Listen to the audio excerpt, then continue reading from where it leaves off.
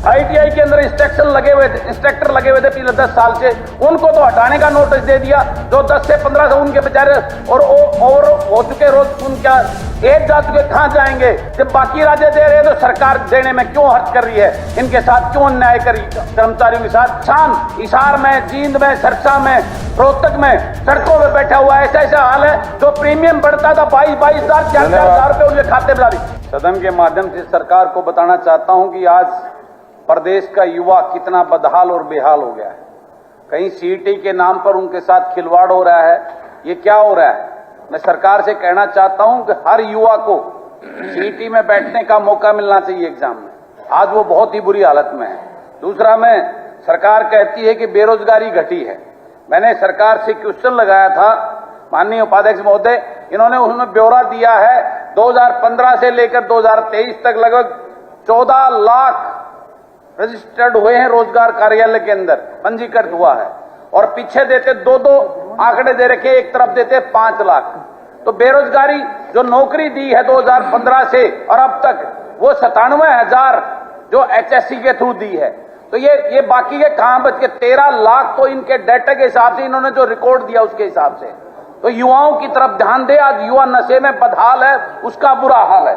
इसकी तरफ सरकार को कहना चाहिए। खाली ये बातें कहने से कि हमने बेरोजगारी कम की है, यह उनका दिया हुआ आंकड़ा है जिसमें यह साफ साबित होता है कि आज बेरोजगारी चरम सीमा पे पहुंच गई है। उसके अलावा मैं उपाध्यक्ष महोदय सरकार से बताना चाहता हूं कि आज सरकार का हर कार्य इंप्लीमेंट करने में लिपिक वर्ग का सबसे बड़ा योगदान होता है। आज वो किस प्रकार से हताश और निराश बैठा है, सब उसकी वजह उसको उसका हक देने का काम करें। और जो आउटसोर्सिस के और एचकेरान में जो आपने सरकार ने लगा रखे हैं, उनको एक साल से वेतन नहीं मिल रहा, उनके ऊपर भी दया करें, उनको वेतन देने का काम करें। आशा वर्कर आज पूरे प्रदर्शन कर रही हैं, पूरे प्रदेश के अंदर बैठी हुए हैं, उनको उनका हक देने का काम करें। पिछले 10 से 15 साल के कच्चे कर्मचारी जो लगे हुए हैं, उनको किसी की ने सुध बुध नहीं ले रही, उनके लिए विचार करे, सरकार कोई पॉलिसी बनाने का काम करे। और मैं आपको बताना चाहता हूं, ITI के अंदर इंस्ट्रक्टर लगे हुए थे पिछले 10 साल से, उनको तो हटाने का नोटिस दे दिया। जो 10 से 15 से उनके बेचारे और हो चुके रोज उनका एज जा चुके, कहां जाएंगे? और नई जो भर्ती 2019 से पेंडिंग है, उनको आगे आप लगा नहीं रहे, उनके ऊपर आप विचार करें। ये मेरी सरकार से निवेदन है। और ग्राउंडमैन जो सरकार ने प्ले ग्राउंड गांव में स्टेडियम में लगाए थे, उनको 5-5 हजार में लगाए थे, वो भी तनख्वाह उनको 1.5 साल से नहीं दी जा रही।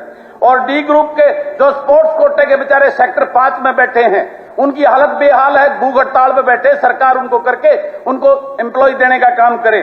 और OPS जब बाकी राज्य दे रहे हैं तो सरकार देने में क्यों हर्ज कर रही है? इनके साथ क्यों अन्याय करी कर्मचारियों के साथ? ये मेरा निवेदन है। और एक सबसे बड़ी बात मैं जो आपको कहना चाहता हूं, बीमा कंपनियों की लूट जो आप प्रदेश में किसान के साथ जितनी बड़ी ज्यादती हो रही है, बीमा कंपनियों ने उनका प्रीमियम काट लिया और उनको 1.5 साल से कोई मुआवजा देने का काम नहीं। सरकार किसान हिसार में, जींद में, सरसा में, रोहतक में सड़कों में बैठा हुआ है। ऐसा हाल है जो प्रीमियम बढ़ता था 22,000 4,000 रुपए उनके खाते में डाली। जो बीमा कंपनियों की मनमानी है, उस पर सरकार सख्त एक्शन लेकर कार्रवाई करने का काम करे। श्री बिशन लाल सैनी जी, धन्यवाद। Thank you.